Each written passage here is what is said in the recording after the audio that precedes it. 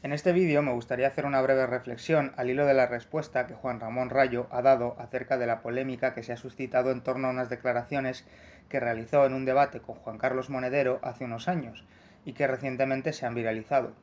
Dichas declaraciones hacían referencia a su concepción de la justicia y muchos las han interpretado como una clara muestra de su despreocupación por los discapacitados. Recordemos, pues, en primer lugar, qué es exactamente lo que dijo Rayo para después analizar la argumentación de su videorespuesta. Las declaraciones en cuestión fueron las siguientes. Lo que es justo o lo que es injusto depende de lo que hacemos o de lo que no hacemos, no de lo que es, no de lo que nos viene dado. Lo que nos viene dado por genética ni es justo ni es injusto, es algo que queda fuera del ámbito de la justicia, y por tanto no podemos vulnerar los derechos reales de las personas por una cuestión arbitraria, accidental, como es la carga genética que tenemos cada uno de nosotros. Que tú no seas responsable de los genes que te han tocado no me hace a mí responsable de ellos, y por tanto mis derechos no deben ser conculcados por el hecho de que tú hayas tenido buena o mala suerte en la lotería genética. Fin de la cita. Posteriormente, en su videorespuesta, Rayo ha explicado que en verdad él no se estaba refiriendo a los discapacitados en su intervención, y que su argumentación simplemente buscaba rebatir la defensa hecha por Monedero de que una sociedad justa debe garantizar una cierta igualdad de capacidades entre los individuos que la componen. Sin embargo, la argumentación de Rayo resulta poco convincente y un tanto confusa. Veamos por qué. En primer lugar, Rayo establece una división un tanto arbitraria entre el ser y el hacer. Así, Rayo dice que la justicia debe hacerse cargo de lo que los individuos hacen y no de lo que son por naturaleza y o por genética. Pero el problema es que lo que hacemos y lo que podemos hacer es en parte una consecuencia de y está íntimamente ligado con lo que somos. Rayo no puede jugar al fútbol como Cristiano Ronaldo, acción, porque no tiene su talento o no es lo suficientemente atlético, ser. Del mismo modo, un discapacitado no puede cooperar en igualdad de condiciones con el resto de la sociedad, acción, debido a su discapacidad, ser. Por tanto, si no existe ninguna obligación legal de intervenir en el primer supuesto, tampoco existe ninguna obligación legal para intervenir en el segundo. Y ojo, que digo obligación legal porque es precisamente de lo que estamos hablando, de derechos, que no dejan de ser obligaciones que otros tienen para con nosotros y de cómo estos quedan definidos en el sistema que Rayo propone, no de sus preferencias personales. A mí me da igual que Rayo personalmente piense que la sociedad sí debería ocuparse de los discapacitados si en la práctica el sistema legal que él plantea no establece ninguna obligación para que eso ocurra y se cumpla. Este es el kit de la cuestión, no si Rayo individualmente es buena o mala persona. Es más, aunque Rayo personalmente decidiese ocuparse de los discapacitados en una sociedad totalmente liberal, su sistema seguiría siendo aberrante desde la perspectiva de los que lo criticamos, pues la suerte de los discapacitados quedaría en manos de la buena voluntad de individuos concretos, ya que por lo demás nadie tendría la obligación legal real de ocuparse de otra persona, ya sea esta discapacitada o no. En segundo lugar, y aunque Rayo diga explícitamente no referirse a los discapacitados con sus declaraciones, no hay ningún argumento lógico para que, en el sistema legal que él plantea, no se aplique ese mismo razonamiento al caso de los discapacitados. Es decir, si lo que nos viene dado por genética es algo que queda fuera del ámbito de la justicia, pues entonces eso incluye también cualquier tipo de discapacidad que tenga una causa genética. Esto es una obviedad, es algo que se deduce lógicamente de la premisa que el propio Rayo sostiene. Diferenciar entre una discapacidad y cualquier otra característica genética que pueda tener un individuo es algo completamente arbitrario, o al menos algo que desde luego contradice la ética deontológica que Rayo ha reconocido defender. Si está mal conculcar los supuestos derechos fundamentales de los individuos para corregir una situación de desigualdad genética, pues está mal siempre, en todos los supuestos. En eso consiste la deontología, puesto que empezar a distinguir entre casos en los que está bien y casos en los que está mal supondría abrir la puerta a la arbitrariedad y a la idea de que a veces el fin sí que puede justificar los medios. Y esto es lo contrario de la deontología. A mayor abundamiento, Rayo pone el ejemplo de una granizada que arruina la cosecha de un agricultor, y dice que dado que dicha granizada es un fenómeno natural que no es consecuencia de la acción voluntaria de ningún individuo, la sociedad no debe tener ninguna responsabilidad legal para con el agricultor y su desgracia. De nuevo, Según Rayo, la naturaleza no es justa ni injusta, simplemente es, y la justicia solo debe juzgar y ocuparse de las acciones de los individuos.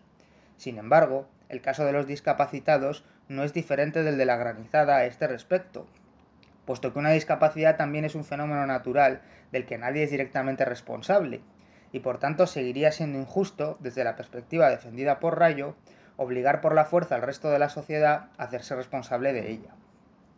No hay nada fundamentalmente distinto entre una discapacidad de origen genético y una granizada que arruina una cosecha. Ambos son fenómenos naturales de los que nadie es responsable.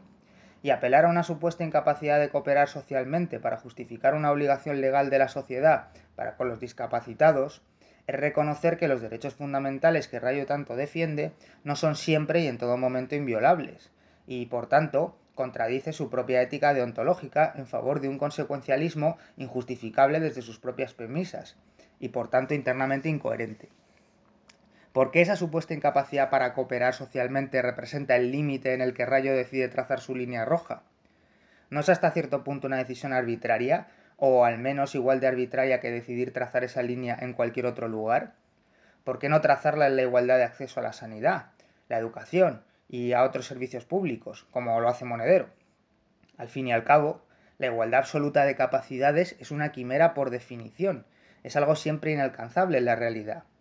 Y siendo honestos, Rayo debería reconocer que cuando Monedero dice que él defiende la igualdad de capacidades, en realidad se está refiriendo a unas capacidades concretas, no a todas ni en todos los ámbitos. Pero es que lo mismo hace Rayo, desde el momento en que la habilidad para cooperar socialmente también es una capacidad.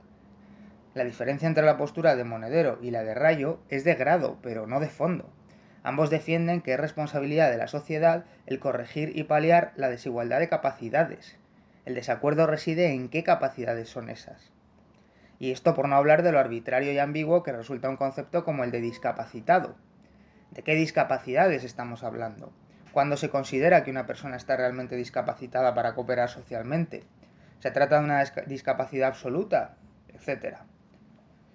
Como veréis, la concepción de justicia de Rayo resulta igual de arbitraria que la de Monedero, a pesar de que Juan Ramón se empeñe en aducir que no. Es lo que pasa cuando uno se marca a sí mismo estándares de objetividad y neutralidad absolutamente inalcanzables, y pretende deducir lógicamente toda su teoría de la justicia de una serie de preceptos fundamentales supuestamente desideologizados. El problema es que en la práctica la justicia y la moral jamás han funcionado así. Cualquier concepción de la justicia es siempre una mezcla de deontología y consecuencialismo, en diferentes grados, incluso aquellas que pretenden definirse a sí mismas como puramente deontológicas o puramente consecuencialistas. Toda concepción de la justicia es, en última instancia, un compromiso entre valores y principios en pugna, el resultado de una serie de acuerdos intersubjetivos que está muy lejos de ser lógicamente consistente. Entre otras cosas porque históricamente la moral se ha desarrollado siempre de manera inductiva, mediante mecanismos de prueba y error, y no de manera lógico-deductiva. Y son precisamente esos acuerdos en torno a los cuales debe girar el debate sobre la justicia y sobre dónde establecer sus límites. Ya hemos visto que para Rayo esos límites se encuentran en las acciones de los individuos, mientras que todo lo demás, lo que es, lo que nos viene dado, queda al margen de la justicia. Sin embargo, y si bien es cierto que no se puede derivar un deber ser de un ser, aunque eso hace el derecho natural que en última instancia Rayo defiende, aunque no se dé cuenta, pero en eso no voy a entrar ahora, precisamente porque la justicia es un deber ser, esta parte necesariamente de cómo son en efecto las cosas para plantear después cómo deberían ser y cómo cambiarlas, o no. Y eso solo puede ocurrir si se establece un juicio moral de la situación de partida, la que de facto es, y por tanto si se valora si es justa o injusta. Por eso el ser humano es un ser moral, porque establece juicios de valor sobre la realidad que lo rodea. Marcar el límite de lo que es moralmente relevante y juzgable en lo genético es igual de arbitrario que hacerlo en cualquier otro punto, porque visto desde una perspectiva biológica todo puede ser genético o una consecuencia de la genética. El hecho mismo de que actuemos como lo hacemos y de que establezcamos juicios morales también tiene que ver con nuestra genética como especie. El ser humano juzga siempre moralmente una realidad que es amoral, por definición, y eso incluye también a las acciones de los individuos que son parte integral de la naturaleza y de la realidad misma. La distinción entre lo que somos y lo que hacemos es completamente artificial, del mismo modo que lo es la distinción entre un fenómeno natural y una acción humana, o entre nuestras acciones y las de cualquier otra especie animal. Esta es una cuestión epistemológica, no genética. Las acciones humanas no son más o menos morales que una granizada que destruye una cosecha o nacer con una discapacidad. Desde la perspectiva de lo que existe, todo es amoral, y somos nosotros los que imponemos un prisma moral sobre las cosas. Que lo que es justo o injusto depende exclusivamente de lo que hacemos o no hacemos es precisamente lo que Rayo tiene que demostrar para legitimar su concepción de la justicia, y por tanto no puede ser su punto de partida, como no pueden serlo unos derechos fundamentales que, supuestamente, no pueden ser violados arbitrariamente, pero cuya concepción es, al mismo tiempo, igualmente arbitraria. El derecho a la vida, y por tanto la obligación de no matar, o el derecho a la propiedad, y por tanto la obligación de no robar, son igual de arbitrarios que un hipotético derecho a la educación o a la sanidad pública, puesto que tanto matar como robar son fenómenos pertenecientes a la naturaleza humana, y como tales no son a priori ni justos ni injustos.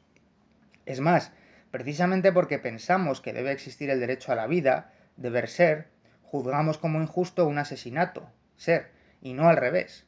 Pero del hecho de que un individuo mate a otro no puede derivarse lógicamente un supuesto derecho a la vida, pues sin la concepción previa del derecho a la vida no hay nada que nos permita juzgar como justo o injusto un asesinato. El intento de Rayo por distinguir entre lo que hacemos y lo que nos viene dado es ya en sí mismo una toma de posición ideológica que debe ser fundamentada y argumentada, una consecuencia de una concepción de la justicia preexistente y no su fundamento.